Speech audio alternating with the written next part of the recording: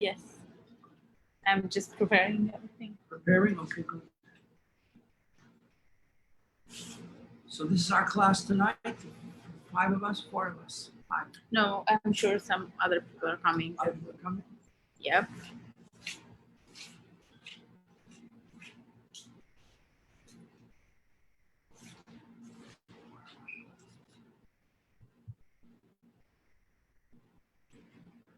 Here's DL. Hi. How are you? The cups are small, so. Thank you. Okay. Thank you. The water's cold. Yeah. Is there a set of Rambam behind me in the bookshelf here? No. How does Rambam look? How does Rambam look? Sort of like in the pictures. He has a turban and a beard. I'm sure that's what he looks like. I think it's just the made-up picture.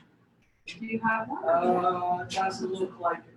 I know. That's okay. Did you open it? That's okay. We have it all online. We have it all online. We'll get it online. Okay.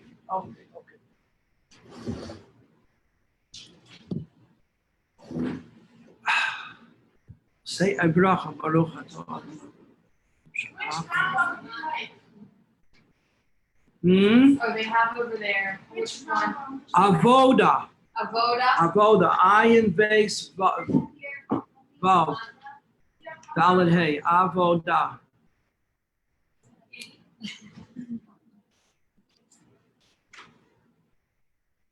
Today at work, for like 6 hours, I was listening to translated Sichos of the Rabbi.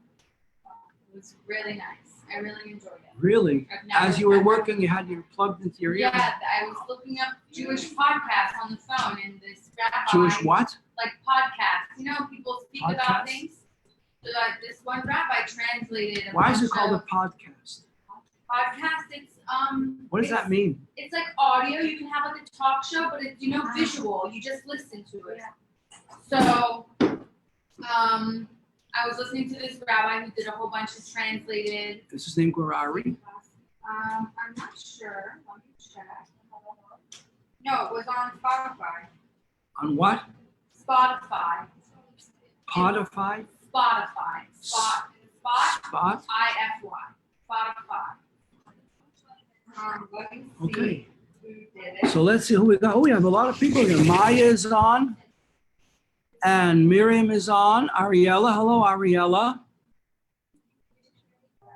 Hi, Rabbi Pape. Hello. Hi, Rabbi Pape. How are you? Sarah. How do you pronounce your last name, Sarah? Wozniewski? What?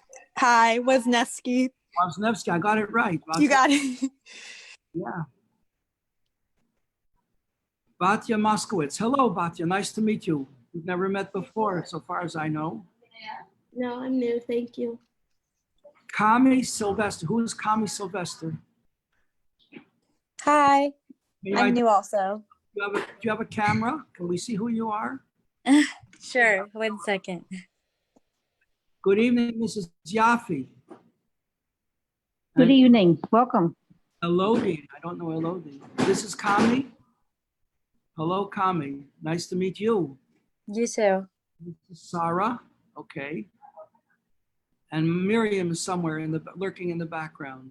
Bluma. Oh, Bluma. Hello, Bluma. I know you. Natalie. Who's Natalie? Let's see, Natalie. Oh, a lot of Leah and her. Do you all have sheets? Rachel Chana. Ah. Good. Oh, a lot of smiles. Baruch Hashem. Baruch Hashem. Okay, you found it? Oh, great. Wonderful. What sheets are we following? Which sheets are we following? Well, we'll see. Because a lot of things have cropped up. We definitely have sheets. We have these sheets.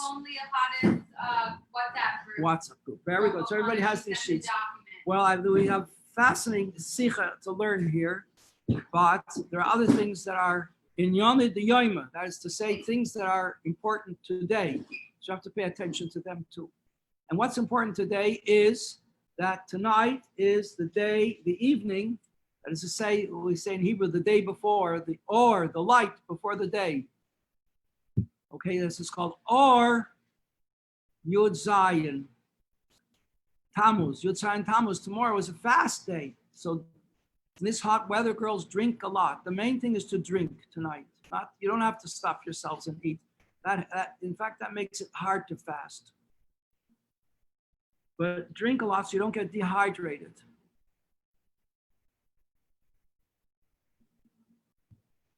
Okay, so that's one thing we want to mention.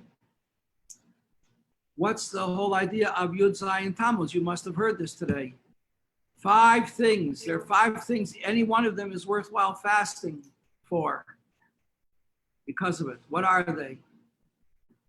This was they got into the wall, right? They broke down the wall. They broke through the wall. Yeah. Down the wall. That's very important. As long as there was a wall there, the enemy couldn't get in. And they broke through the wall. Now there were inner walls, the walls of Jerusalem. Nebuchadnezzar broke through the walls of Jerusalem, his armies. They broke through the walls. Now in those days, war was fought very differently. It was really fought by sheer numbers. So the king who could muster up the largest army would stand a very good chance of winning just by sheer force of numbers. I mean, like Davy Crockett at the Alamo, how many people can the small handful of people fight off? But if you have a wall to keep them out, so then it's good. Then have a siege. Then it's just a question if you can hold them out long enough, if you have enough food in the base inside the walls to survive. Well, in the second base of Mikdash, they had plenty of food stocked up. They had enough food for like 17 years. But there was a group of radicals who said that Hashem is on our side. We have to fight and destroy the enemy and to force everybody to fight, because the rabbis didn't want to fight. The rabbis wanted to make some kind of a deal to make peace with the enemy, with the Romans. Let them leave us alone, and we'll pay whatever taxes we have to pay, however hard it is. Better we have the base of Mikdash and we continue under worse conditions, but at least we can continue. If we fight, who knows what's we're going to. So they said no. The radicals said no. We're going to fight to the death. What did they do? They destroyed all the food.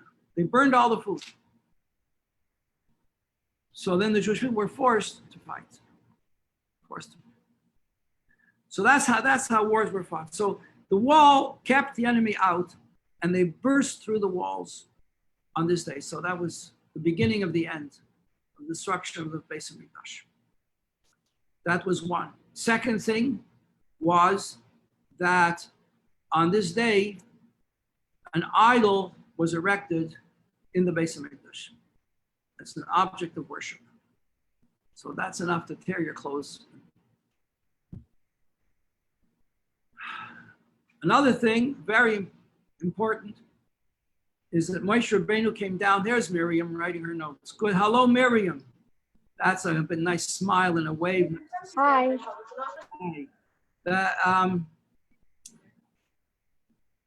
Moshe Rabbeinu came down from Mount Sinai. After 40 days, we got the Torah on the 7th day of Sivan. So on the 6th day, it's the Machlokes, the 6th day, 7th day. Moshe went up. In that case, Moshe went up on the 7th day. 40 days later is the 17th. 30, 17th day and 10 is 40. And 7, 40. The 17th day of Tammuz, Moshe Rabbeinu came down from Mount Sinai. What did he find? It's crazy. The Jewish people were dancing around the idol, the golden calf. That was the first Torah I ever learned. When I met a Chabad rabbi, so I asked him if he had learned Torah that day, and it happened to be the Torah reading for that day was from Kisisa just before Purim, and it was about the Maisa Egel, how the Satan, the Yitzhak, tricked the Jewish people into thinking that Moshe was dead. She actually showed them an image of Moshe being carried to his funeral in heaven. And the Jewish people just were desperate, crazy. And then a whole series of events happened that this calf, Aaron was stalling, hoping that Moshe would come down any minute. And before Moshe got down, Aaron told them to get your wives to give you their gold and jewelry. They won't want to do it. The women don't want to worship idols. So the men had a lot of jewelry themselves. In those days, men wore earrings. They plucked their golden earrings out of their ears and threw them into the cauldron. They had this boiling mass of gold in a cauldron, in a big pot, right? And then there was this renegade kid who had got hold of a piece of writing from Moshe Rabbeinu, because he was like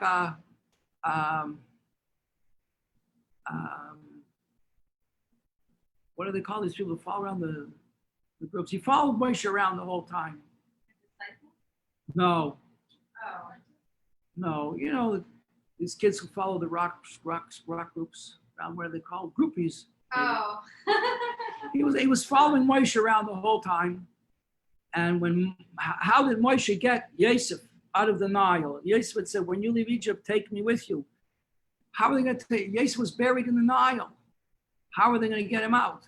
Now, Yosef had a nickname. The Torah gives him this nickname. He was called a bull, a shore. So Moshe wrote down on a zettel, on a Alei shore, come up. The shore means a bull. Come up, Alei, come up, shore. And he threw it into the Nile, and the coffin came up from under the water. I don't know how deep it is in the Nile. It's pretty deep. It's very wide. It's like a lake.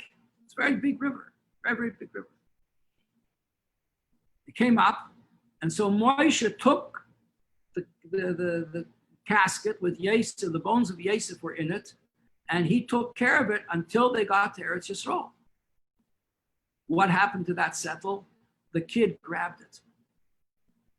This was precious to him. It was handwriting, Ksav Yad from Moshe Rabbeinu. You know what that would be worth today in Christie's? Forget about it. Ksav Yad, manuscript, original manuscript from Moshe Rabbeinu with the words on it, Alei Shor. He threw it into the cauldron, and that gold became a calf, and it walked out, and it was grazing. It was eating grass. It says in Tehillim. Okay, so all the Jews were dancing around it. And the Arab Rav, who were Egyptians, who had joined with the Jews, they'd seen so much, they were overawed, they joined the Jews, and they said, here are your gods, Israel, who took your land. And so they wanted some kind of a leader, some kind of intermediary to connect them with God. Well, that was Moshe Rabbeinu. When Moshe Rabbeinu, they saw Moshe Rabbeinu was dead. They saw the funeral taking place. And they just reverted to their natural idolatrous selves. Moshe came down and destroyed the tablets. Well, did he throw them down as is commonly understood? No, he didn't throw them down. They were very, very heavy. The two tablets together, I approximate, were about 1,500 pounds. So how did he carry them? It says each tablet was like a mikveh, 40 saw of water. You can imagine how heavy that is. I mean, if a bucket of water is so heavy, now imagine 40 of them, right? So how did Moshe carry them in the first place? He didn't. The letters carried them. The letters in the tablets carried the tablets. Just like a human being, his soul carries him. You know what it means, dead weight? When a person passes away, it's very heavy. The person's alive, you can carry him because he carries himself. The life in a person carries him. A sick person on a stretcher is not as heavy as a person who passes away. Everybody knows this. So the tablets were like the life. The letters of the writing were like the life in the tablets, and they carried the tablets. And when the Jews were worshiping the golden calf, the letters flew out. We don't belong here. This is idol worship. We don't belong here. We're from Hashem. They were godly letters. So once the letters weren't there, Moshe couldn't hold them. They fell. And they shattered. That's today. Yud Zayin Tammuz. So we have to fast tomorrow. Drink a lot of water tonight. And we have the model of Beis Hamikdash here. So the Rebbe instituted, especially during these days, we should learn about the Beis Hamikdash. So that's not the second thing we have to do. We have to learn about the Beis Hamikdash because it says that when you learn the laws of the Beis Hamikdash, it will be considered as if you built it. Hashem considers if we built it. So during these next 17 days, next 3 weeks, 21 days, we are going to learn about the Beis Hamikdash at every opportunity. So here we go. And this is also connected with tomorrow is we complete the learning of Rambam on all 3 cycles. Whether you learn 1 parak a day, or 3 prakim a day, or Sefer Mitzvahs, all 3 complete. It's a big siyum tomorrow, very big siyum, worldwide siyum. Okay, that's Rebbe's idea, to unite the whole world through the Rambam, because the Rambam contains all the oral Torah. So if you learn Chumash with Rashi every day, and you learn Rambam every day, then every year you're going to learn the whole of the Torah, the written Torah and the oral Torah. So all the laws of the oral Torah are here in Rambam. It's the only writer, the only teacher who brings together all the laws of the Talmud are here in Rambam. So you've got the written Torah and you've got the oral Torah with the Talmud all in one place. So how does it start? The laws we learned today are the laws of the Beis HaBechira. Number one. Who disappeared? DL disappeared. DL, come back. We missed you. Yeah. Aleph, mitzvah aseh. Mitzvah aseh, it's a positive mitzvah. La says bias la Hashem, to make a house for Hashem. Muchan liyes makrivim boy hakarbanos. And the main thing, according to the Rambam, is the main thing for the Beis Hamikdash is that it should be prepared and fit for bringing korbanos, offerings. What kind of offerings? Free will offering, that's an oila. Sin offering, a thanksgiving offering, and communal offerings.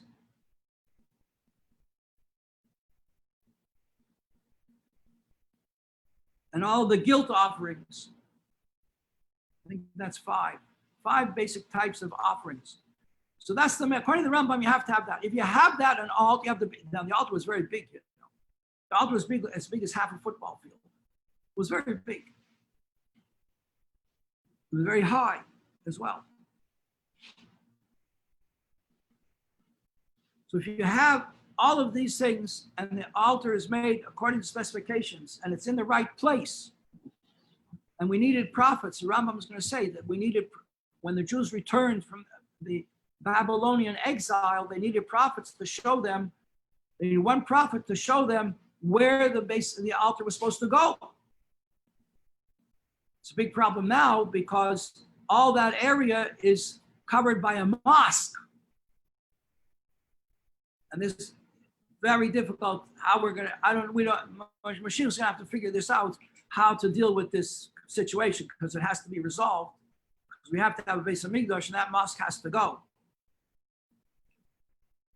But you can't just go in and remove it. Can't, not in today's world. So it's got to go somehow. One thing that's helped is that to build the 3rd Beis Hamikdash, you have to destroy the 2nd Beis Hamikdash to build the 3rd. And the Arabs are actually helping us to do that because they are chipping away at trying to prove that the 2nd Beis Hamikdash didn't even exist and the Jews have no claim to Israel. So really, they're trying to wipe out, but they're not successful though. Have they taken a tunnel tour? They are taking what? A tunnel tour? A tunnel tour, yeah. Very interesting. Well, the more they destroy the Beis Hamikdash, which they do because of their evil intentions, it actually helps us because we can't destroy the Beis Hamikdash, but it has to be destroyed in order to build the third one. Because the third one's going to be different in its size, it'll be much bigger. It'll be eternal. Okay, so the main thing he says is to have if you have the Mizbeach, the altar, in the right place, and you have a Navi, a prophet who tells you, yes, you could bring karbanos, then you have a Beis Hamikdash according to the Rambam. That's what he says here. Muchan liyes makrivim by karbanos. It's prepared. It's how do we say it here? Yeah, he says prepared to offer that you could offer sacrifices on it. The Ramban Nachmanides disagrees. He says that is not the main point of the Beis Hamikdash. The main point of the Beis Hamikdash is what the pasuk says: "V'asu li mikdash v'shochanti b'seicham." Make me a holy place, a mikdash, so that I will be able to dwell in their midst. So according to the Ramban, that's the Ramban Nachmanides. That's the main thing of the Beis Hamikdash, is that it should be a complete structure, a home for Hashem, where he can dwell in it. According to Rambam, no. Maimonides says, no, that's wonderful, but it's not the main thing that would enable us to call it the Beis Hamikdash. The main thing is you have to have the altar for the work, the service of God. And the main thing of the Rambam is the service of God to bring offerings. The main thing in Nachmanides is to have a place where Hashem can have a dira b'tachtonim, which is a central idea in Yiddishkeit as well. Okay, on with the halacha. And it has to be fit and ready that the Jewish people should celebrate their festivals there 3 times a year. What are the 3 festivals? Don't hear. Pesach, Shavuos, and Sukkot. Right. These are the 3 festivals. Shenemar, v'asu li migdash. The Rambam brings the pasuk, the first half of the pasuk. They should make for me a mikdash, a sanctuary. He doesn't bring the next words. That I should dwell within it. Because the main thing is the making of the altar, according to the Rambam in this very first halacha.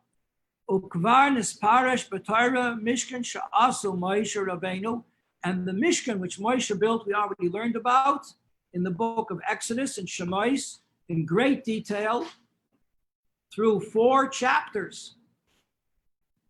4 weeks we learned about it, how they did everything they had to make, and all the vessels of the Beis Hamikdash, and the garments of the Kohen, and then how they did it. So we learned all that, and the point he's making here is that what we learned about the Mishkan became the prototype of the Beis Hamikdash. So that there were stages. First, you had the Mishkan that went with the Jews in the Midbar. He's going to say here, well, okay, that was the Mishkan that Moshe Rabbeinu built. That was a temporary structure, though.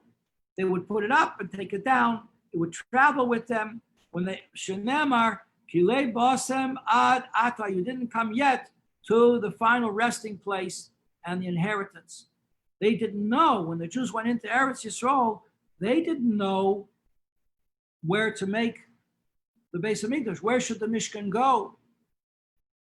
So when they came into Eretz Yisrael, it was set up in the north in a place called Gilgal. Were you there? Was anybody there? In Gilgal. And he's going to say here, Kevan, Shenichnesu Eretz Yisrael. There's now the second halacha. When the Jews came into to Eretz Yisrael, now Moshe Rabbeinu is not with them anymore. Yoshua is their leader. Hamidu HaMishkan beGilgal. They set up the Mishkan in Gilgal. I think there's a kibbutz near there now. I saw a picture of it, of the place. There's the remains. there are remains. Why are there remains? The Mishkan, there's no remains of the Mishkan. I don't know where the Mishkan is. I think the Mishkan is buried underground, so maybe under the base of Mikdash today. I don't know where it is.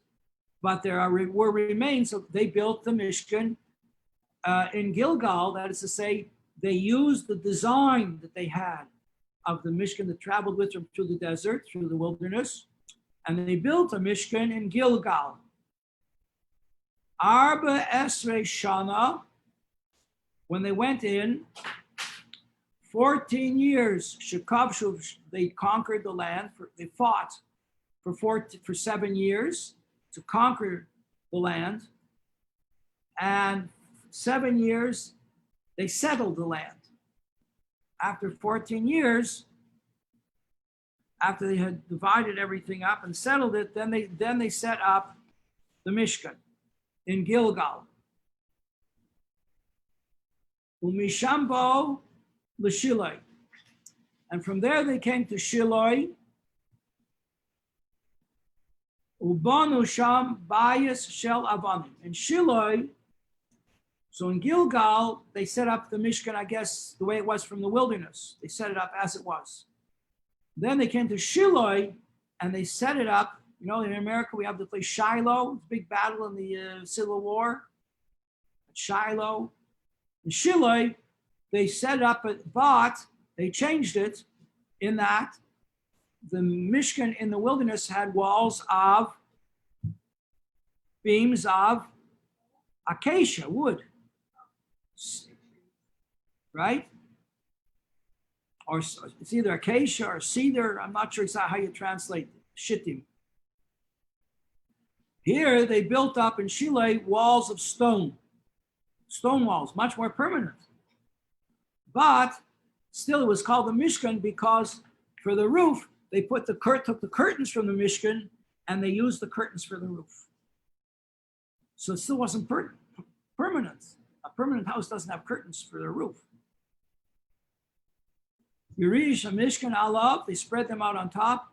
There was no roof out of wood or cement or any other solid structure. It stood in Shiloi, you'll never guess how long. 369 years. That's a long time. Where was Crown Heights 369 years ago? It was just forest. Indians roaming around, hunting deer, rabbits. Ahmad Mishkan Shiloi, and the high priest at the end of that time was Eli. His name was Eli, and his ward, a little child that was brought to the Mishkan for him to take care of at the age of 3, was the prophet Shmuel. And the enemies of the Jews in those days were the Philistines, the Pelishtim, Canaanim, for the Canaanite tribe, and they were at war with the Jews, and they conquered the Jews and destroyed the Mishkan. When Eli died, the Mishkan was destroyed. Ubal the Noiv, so then they moved, they set up a Mishkan in a place called Noiv. Ubal Sham Mikdash, they built a Mikdash there. Shmuel, when Shmuel passed away, some 50 years later, Harav, it was destroyed. Ubal Givain, and then to Givain, they came to the third place, Givain, and they made a Mikdash there. Givain Bo LeBeis Ha'ilamim, and that's where the Mishkan remained until the time of David HaMelech. And David HaMelech brought the ark with the tablets of the covenant to Yerushalayim. He purchased the land by Ruach HaKodesh with divine inspiration. He purchased the land where the Mishkan had to go, which was in the place where Abraham had brought Yitzchak as an offering. And it was the place where Yitzchak had davened mincha. It was a place where Yaakov had his dream of the ladder going up to heaven with the angels going up and down. It was the same place where Noach had brought offerings after he left the ark. He came all the way from Turkey with animals, and he brought offerings of thanksgiving to Hashem that he had preserved the human race. And that's the place where the Beis Hamikdash was built eventually by the son of David HaMelech, Shlomo HaMelech. And so what we have 300 Okashemes Shmuel Charav, in which Shmuel passed away. Then the Mishkan was destroyed, and they came to the eternal dwelling place of the Beis Hamikdash, where it has to be to the present day in Yerushalayim. Sheva v'chamishim shana, 57 years. So we have a total here of 369, and 57 is how much? 69 and 30 is 99, 399. And 9 is 408 years. 408 years, a long time. From the time they came into the Eretz Yisrael, and on top of that, they had 40 years in the wilderness, is 348 years. Okay. Third halacha, Kevan Shenivna Hamikdash b'Yerushalayim. Once the Beis Hamikdash was built in Yerushalayim, Nesru Kol Hamakaimes Kulan Livneis Bahen Bais Hashem. It's no longer permissible to build a sanctuary for God in any other place. So what about our shuls?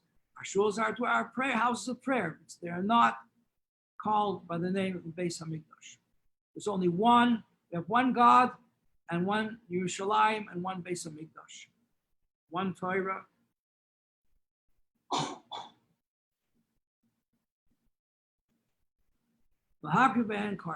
So we cannot build any other place to bring a korban, and if we do, it's a transgression.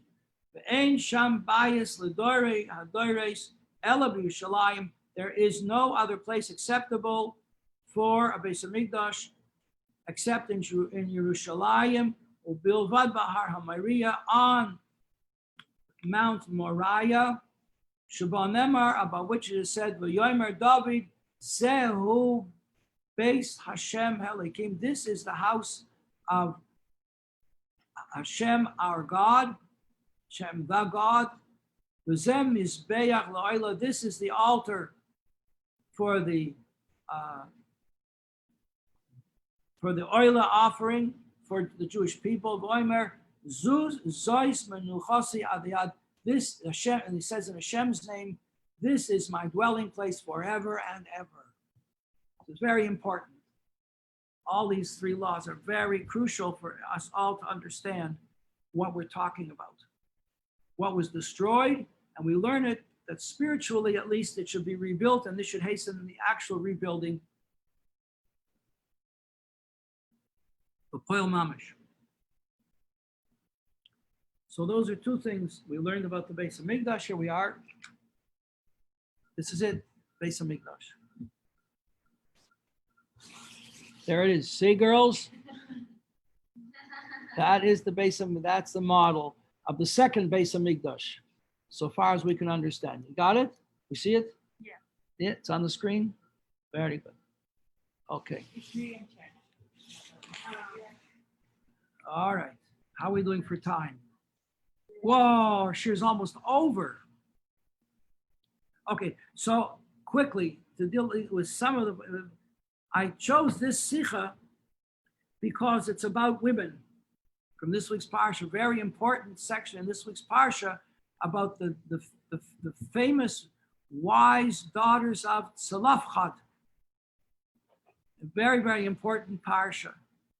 But it follows the whole idea that the Jewish people, which we're just reading about here also, when they came into Eretz Yisrael, they divided up the land. How did they divide up the land? Now, this is extraordinary. They divided up the land in three ways. They all worked together.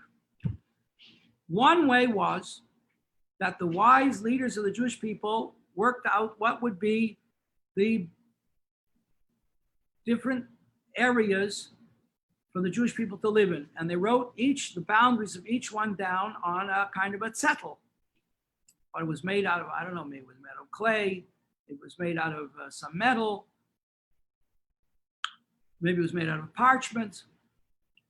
And they put them all into a kalpi, that's to say, into like a big container. Then they took the names of the 12 tribes and they put them also into this big container.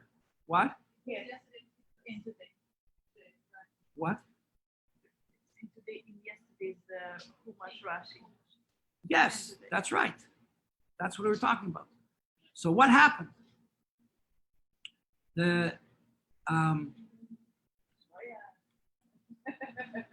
Now it had been decided which tribe would get which portion in advance. That's what they wrote down. However, it had to be confirmed in a supernatural way so that nobody should have any gripes. That's American for complaints. Nobody should have any belly aches about what portion that they got, because the portions were not all the same size and they were not equal. And we even read at one point that Zvulun was very upset with his portion because he was given the coast. He didn't realize all the hotels that he could have built along the coast. But actually, he complained about it because he wanted farmland like everybody else. Everyone else got farms, and he got sandy beaches.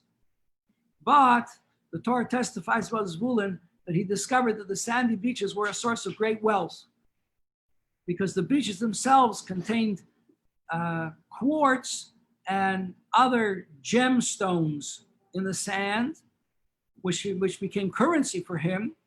And he built ships and he became a trader, import-export, made a lot of money. He made a lot of money. And in fact, he made a deal with his partner, which was Yisachar, because Yisachar was sitting learning the whole time, couldn't learn, wasn't good at earning a living. And he supported Yisachar.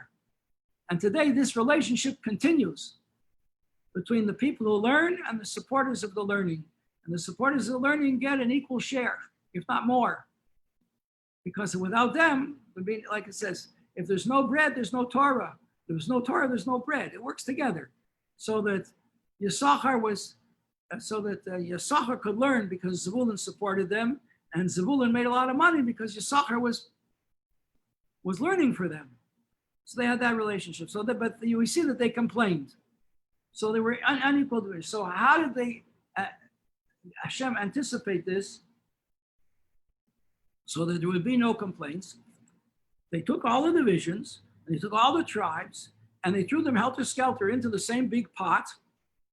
And now the Navi and the Nasi, the leader of each tribe, came up and stuck his hand in, blindfolded, like in the quiz shows, stuck his hand in and pulled out a tzedel. Lo behold, this was a tzedel that was supposed to be for his tribe.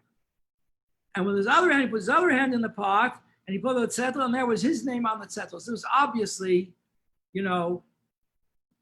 Russian roulette, what are the chances that he would get 2 tzedels out of 24, which were exactly his, as it had been intended when they were thrown in the first place. So that was not normal.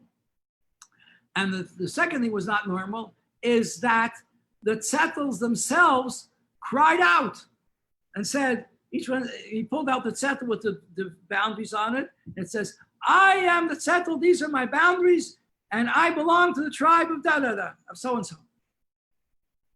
So no one could have any arguments.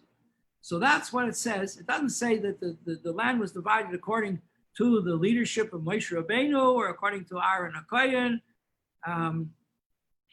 This was all done before Aaron HaKohen. Oh, and also Aaron had the colored stones on the choshen, which he wore over his heart with the name of God inserted. Ineffable, the unpronounceable name of God inserted there, and the stones lit up, conveying the same message, same messages, who got what. So it was threefold, the division took place, to emphasize that it was all higher than nature. And this is the 2 very important lessons here. Number 1, that everybody has a portion in Eretz Yisrael. Everybody except the Levium. There were and the Rashi points out there were 2 others that weren't part of this. They were Caleb and Yehoshua. because they were granted a special portion for their own private merit, because they were spies. They were the spies who didn't deny the value of going into Eretz Yisrael. The other 10 said we shouldn't go in.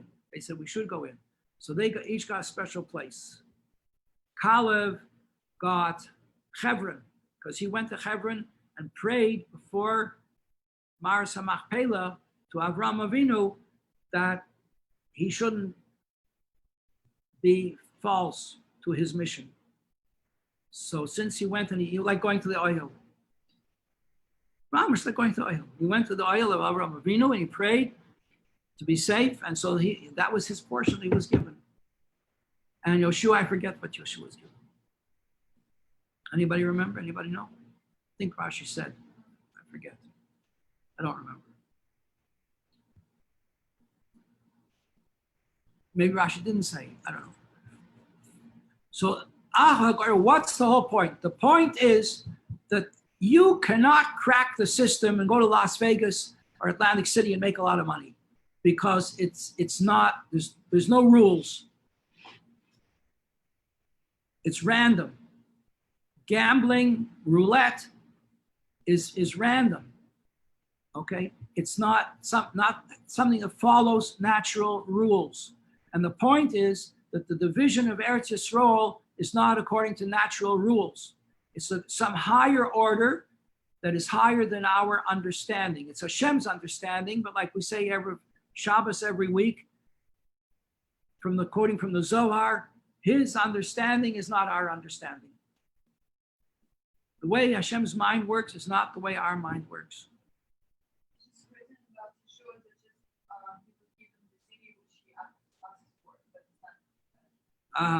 Maybe it's Yerichai. I'm not sure. Could be Yerichai. After all, he married. You know, remember the story from the Haftarah last week about the prostitute who shielded the spies? She had self-sacrifice. She risked her life to protect those two Jews. Says she was the most beautiful person in the whole world. Rachav was her name. Says people used to get excited even just thinking about her name. Used to get excited. Anyway, she married Yoshua. She became a convert, a Jewess. And that's the power of tshuva. That here she had been since the age of 12 a prostitute. And she did tshuva and she married the leader of the whole Jewish people, the great prophet Yoshua. He was as great as Moshe Rabbeinu, almost. It says if Moshe was a sun, Yoshua was like the moon. Pretty good. And she became his wife. You know what? I heard something extraordinary yesterday. There's a digression. Extraordinary. We read last week about Zimri, the prince of Shimon, right? And he was having an affair with Cosby, the daughter of was it Balak or Midian? I think Tsur. She was Cosby Bas Tsur. She was the daughter of Tsur, one of the princes of Midian, right? And Pinchas killed the two of them, right? She came back as a Gilgul of the wife of Turnus Rufus, who was the Roman governor of Israel.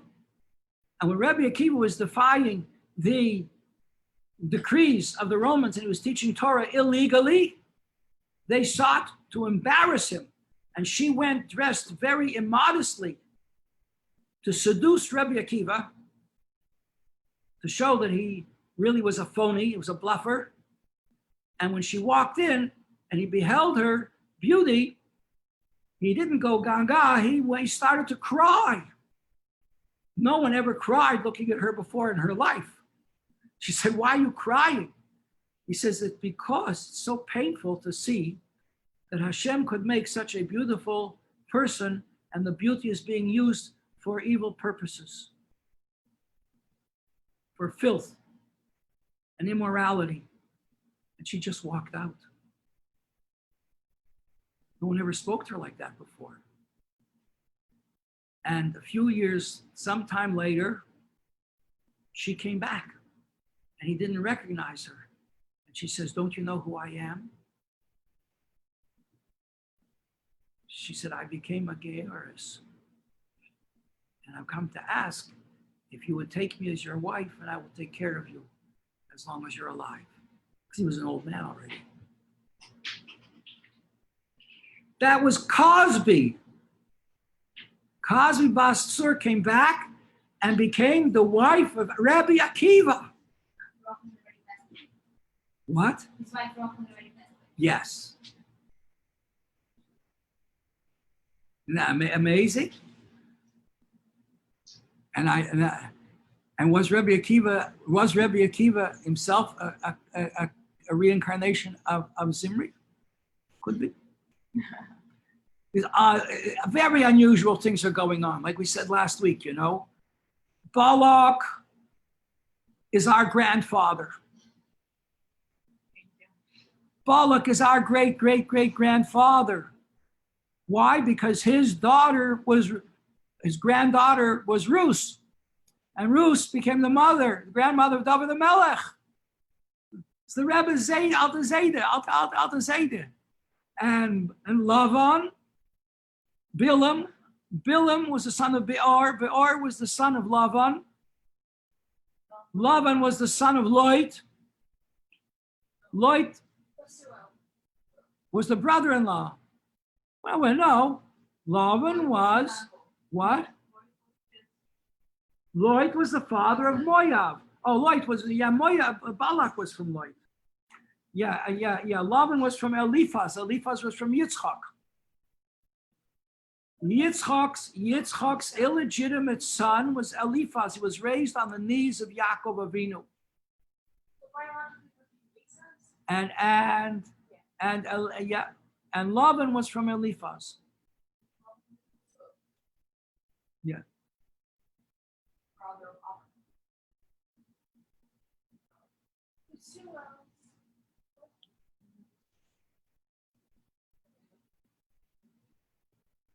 So Rivka, our mother, comes also from that same stock. It's very unusual. I mean, it's all in the family. The black sheep become white sheep after they go through a certain purification of reincarnations.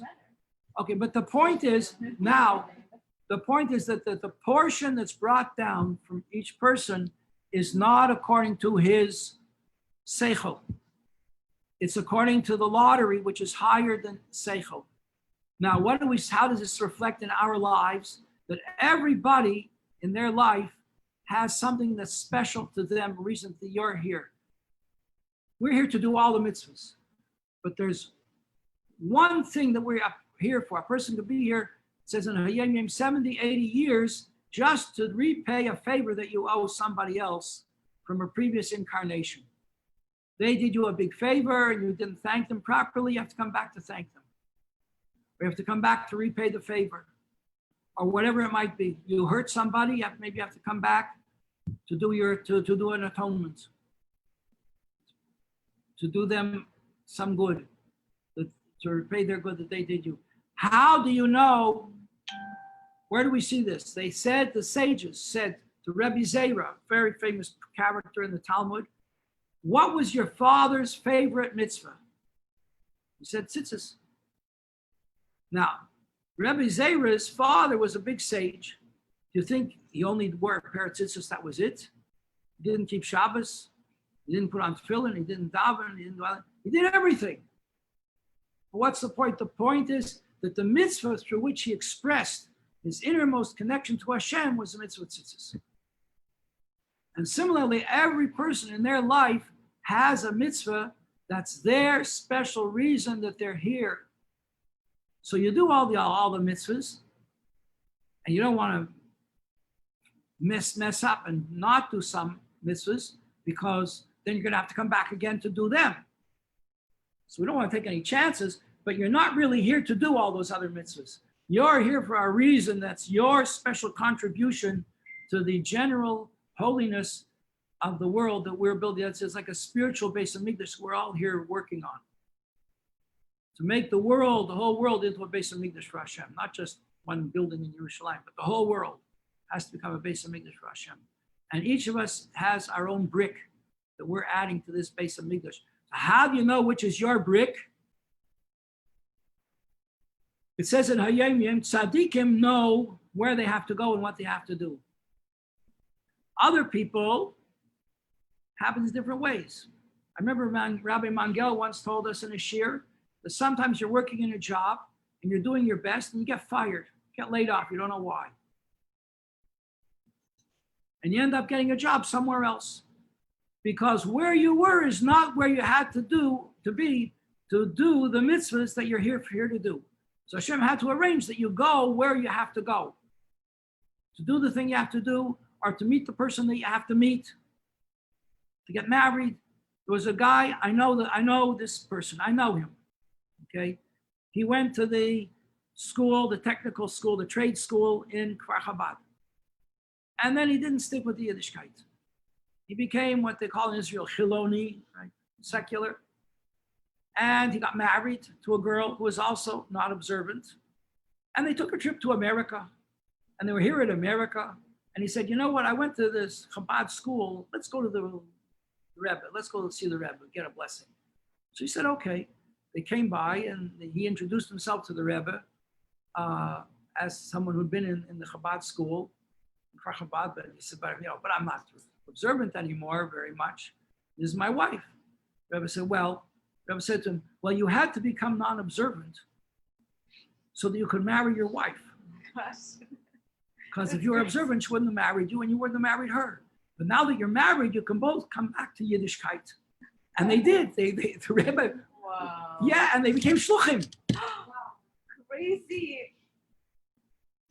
Crazy. But you see, so everybody's, if you're here for a purpose, so it could be that certain circumstances make you go where you have to go to meet the person you have to meet and to do the mitzvah that you're here to do.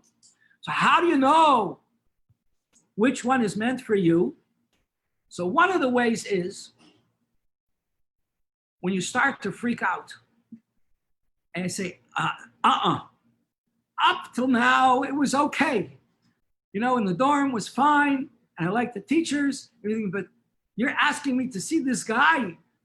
Forget about it. No way. That could be a very good sign that that's what you're meant to be doing. Or let's say there's a certain mitzvah that you won't do. I know a story. I heard this also from the rabbi involved, Beryl Baumgarten over Sholem, of a couple of husband and wife, two professors in university, intelligent people, and they became Bali Tshuva. And the professor wanted to go further and further in his Yiddishkeit, and she said, I refuse to go to the mikveh. Absolutely refused. She wouldn't do it. And they had to separate. Didn't have to, I mean, I guess they did have to. They separated for several months. And then finally, when she called up Rabbi Baumgarten, and she said, take me back. Get me back with my husband. I don't know what got into me. She said, well, why didn't you want to go to the mikveh? He says, I don't know. I couldn't bring myself to put my head in the same water where someone else's rear end had been there. Why not? I mean, go to a swimming pool. But anyway, that was her mishigas. That was what she said. That's what I heard. That's what he told me. I remember the Farbrengen, he told the story. She says, I must have been crazy. My husband's such a wonderful person. I put my head in a lot of worse places and not to lose him. And she did. I don't want to specify what she said, but what places she could put her head in, not to lose her husband. But the point is, she freaked out because that was the mitzvah that was important to her to do. So when it comes up that there's a mitzvah, like I know somebody, he has a hard time with wearing tzitzis. He complains it's too hot, it's uncomfortable. It's all nonsense. He'll wear many shirts, and as long as it's cool, he'll wear it. I mean, cool looking, but Anyway, whatever the mitzvah might be, cleaning for Pesach, eating shmura matzah. I know people, they're very grateful, but they don't want to eat shmura matzah. They don't like the taste. Crazy, I love the taste. But anyway, whatever the mitzvah is, the Yetzer Hara gets into you, he drives you nuts and tells you, don't do this. I can't wear, so many girls out in Crown Heights, they cannot wear a skirt below their knees, mid-calf. I think it's so elegant. I think it's elegant for a woman to wear a skirt mid-calf. It enhances her femininity and her beauty and her graciousness and everything. And to wear a skirt above the knees brings out, if a woman, it doesn't have a pair of legs that they're movie stars who insured their legs, you know.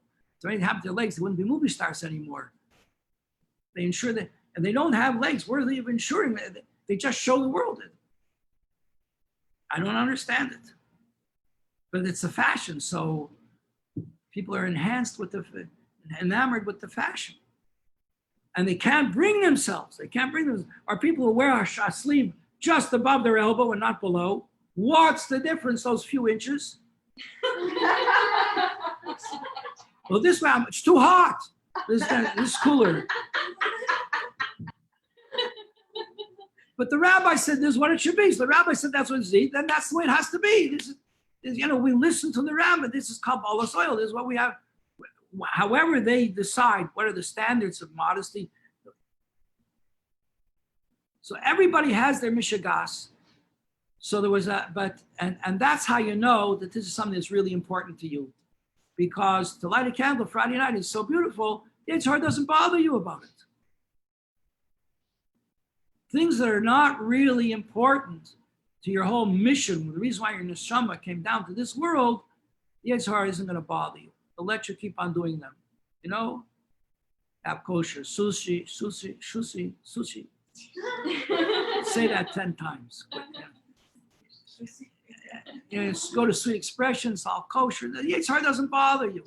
But when it comes to something that's important to you, maybe it's giving a lot of charity for a cause.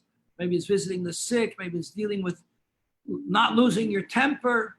There's a woman who came to the Rebbe once. She said she wanted to call off her engagement just for the wedding because she had a short temper. And she said, my husband didn't get to know this when we were dating, and he's going to find out after we got married. He's going to give me a divorce. I don't want to be divorced. The Rebbe said, you'll have children, Ritz Hashem. You'll learn patience from your children. In the meantime, get yourself a job as a volunteer in a hospital, if possible, working in the division for young children, and it'll help you to develop patience. It's a very interesting story. I can't tell you the whole story. There's a lot of details in the story. But when you come to a mitzvah that you just can't deal with it, like they ask you to volunteer to visit people in the hospital, and you can't bear to see people suffering. You can't bear to see people, bleeding or whatever. One time I had to go to the hospital, and my wife sent my son with me to accompany me, and whatever they did caused blood to spurt. My son fainted. I had to stay in the hospital for him. Now he had to stay for me.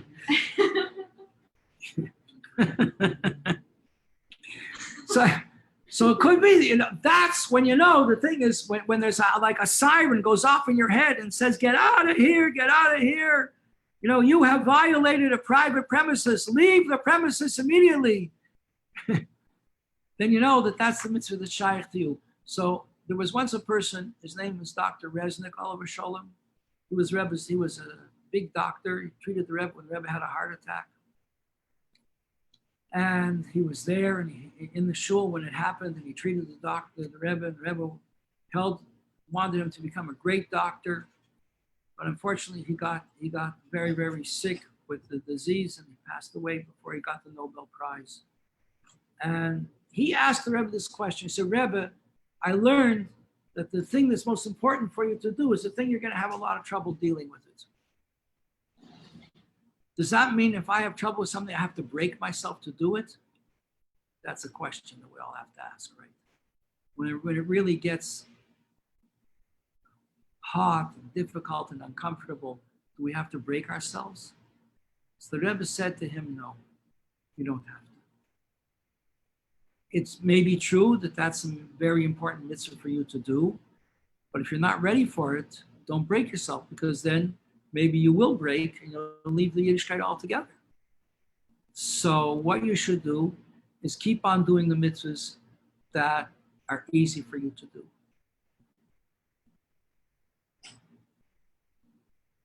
If it's possible, when things get difficult, stand up and do them. It's here. It's in the Sparks of Hasidus here. The whole Sikha is there, on the first page there.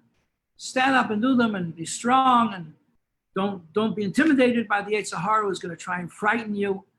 Stand up to him; he'll run away. He'll go away. The coward runs away when you show him when you stand up to the coward, he runs away. When he'll try and bully, you stand up to the bully, he runs away. The Yetzer Hara will run away if you stand up to him. But if you don't have the power to stand up to him, so the Rebbe says, keep on doing the mitzvahs that are easy, because you're still doing mitzvahs. It's like a person's who on the track and field team, yeah? And he just can't run a 4-minute mile. He can't get there. Nowadays, they run the mile in almost 3 minutes and 40 seconds, really fast. Can't do it. Can't do it. Says, I should give up. I'm not going to. So you don't have to give up. Keep in shape. Keep training, So you run the 4:4, you run a 4:40, and you won't even do it in 60 seconds. You do it in 70 seconds, even not too fast, but keep in good shape. So by doing these mitzvahs, you keep in good shape. And the whole time you're building up strength spiritually, that there'll come a time where you say, you know what? Maybe I could do it. Maybe after all, I could try. Like that woman, it took her 3-4 months to work herself up to going to the mikveh, and then she went to the mikveh and restored her marriage. Or in many cases in marriage, especially in marriage when there's a disagreement between the husband and the wife, and they're ready to break up, heaven forbid, and they try and persevere, keep on doing the things in the marriage that they can possibly keep on doing together. Or in a relationship between an employer and an employee, between a shliach and a second, who's going to make the decisions, and they disagree about it. So you keep on working in ways that you can work together. You're doing the things that are possible, and you build up strength to overcome the thing that seems impossible. We didn't learn the Sikha. There's a wonderful, wonderful Sikha here, a very deep Sikha from the Rebbe. You can learn it together about the daughters of Tzlafchad and what was their complaint to Moshe Rabbeinu. And the one point we have to make about the daughters of Tzlafchad, that they came to ask from Moshe Rabbeinu, why should we be denied what everybody else is getting, which is a portion in Eretz Yisrael? They wanted a portion in Eretz Yisrael because they were descended from Yosef, and Yosef loved Eretz Yisrael with a passion, and this passed down in the family, and they had that feeling. And therefore, they didn't want to be denied just because they were girls and there were no boys in the family to get a portion for their family with their family name on it. So they came to Moshe, and Moshe said, I don't know. I didn't learn. So he asked Hashem. Rashi says, happy is the person who can ask Hashem. He's assured he can ask a question to Hashem, and Hashem is going to answer him. Lucky guy, got an answer. And what did Hashem say? Hashem said in today's Torah portion, they're right. The girls are right. And Rashi says, because they perceived what Moshe in heaven, what Moshe didn't perceive. Because they wanted, and there's a lesson, says the Rebbe, to every person, because every single Jew has a share in the land of Israel, and we have to demand our portion. Lama Nigara. And where do we have that phrase earlier? Pesach Sheni. When 2 Jews came to Moshe Rabbeinu and said, we cannot bring the Korban Pesach because we have become impure. We're not allowed into the Mishkan. Why should our lot be worse than everybody else? And Moshe said, I don't know. I'll ask. He asked Hashem. Hashem said, they're right.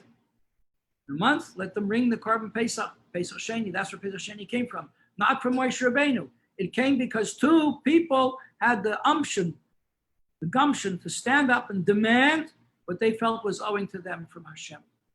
And so the Rebbe says we have to have that attitude towards Eretz Yisrael. We have to demand from Hashem that he should return our land to us. Thank you very much, girls. Have an easy fast. Remember to drink a lot tonight. And we should be zeicha that we shouldn't have to complete the fast. I don't like fasting, you know. I really don't like it. It makes me hungry.